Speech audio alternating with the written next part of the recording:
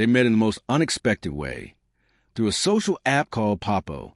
At first, it was nothing serious. Just light chats, laughing over emojis, and harmless voice notes exchanged between strangers. But as the days turned into weeks and the nights became lonelier without her voice, Benefit realized he was falling, and falling hard. Benefit Ukwi wasn't a man of great means.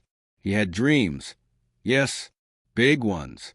But dreams didn't pay the bills. He worked during the day as a motorcycle mechanic, and at night, he moonlighted as a freelance graphic designer. It was a life of struggle, of sacrifice, but he never let that struggle affect his heart. He had one of those rare hearts that loved deeply and gave selflessly. Amarachi Rekhiel was something else, beauty wrapped in ambition. She was soft-spoken but sharp, the kind of woman whose presence lingered long after conversation ended. She wasn't flashy, not at first, but Benefit noticed she had an eye for class. Her background was modest, but she carried herself like someone destined for more. Their connection on Papo was instant.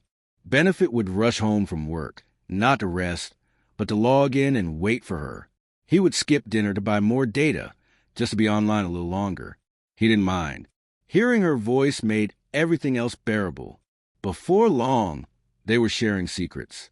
Benefit told her about his dream of owning a tech company. She spoke of her desire to become a successful online entrepreneur. He believed in her more than he believed in himself. He helped her set up an Instagram boutique, designed her logo for free, and promoted her page endlessly. He wasn't just a lover. He was her cheerleader, her helper, her biggest fan. His friends laughed. "You never even met her," one of them said. "You're sending her money, airtime, buy her things. Are you mad?" But Benefit didn't care. He saw something in her. She made him feel like he mattered, and in a world where he was constantly overlooked, that feeling was priceless. When her phone got stolen, Benefit borrowed money just to get her a new one. He skipped his school registration that year, telling himself he'd resume next session. What mattered most was that Amarachi could stay connected, that she could talk to him, keep her business going, and not feel alone. She told him she loved him, and he believed her. Time passed, and the glow began to fade. Her messages got shorter. Her replies came slower. She no longer laughed at his jokes, no longer asked about his day. Benefit noticed, but pretended not to. Maybe she was tired, he thought. Maybe she was busy. Then came the posts. Luxurious restaurants, designer handbags, air-conditioned cars with leather seats. Captions like, "Chop life before life chop you." Benefit watched in silence. Watched as a man named Dre started appearing more often in her stories. Dre, with his expensive clothes and champagne bottles. Dre, whose comments she would pin. Dre, who made Benefit feel like a mistake. Still, he didn't confront her. He didn't want to lose her. One night, Benefit mustered the courage to ask, "Who is he?" Amarachi read the message but didn't reply. Hours passed. Then, a text popped up. "Benefit, you're a good man. You have a kind heart. But we're in different places in life now. I need someone who matches my energy, my goals. I can't keep pretending. I'm sorry." Benefit stared at the screen. His chest tightened. He read the message again. And again. Each word was like a knife. He didn't cry that night. He didn't scream. He simply sat in silence, holding the wristwatch he had saved up to buy her for their anniversary.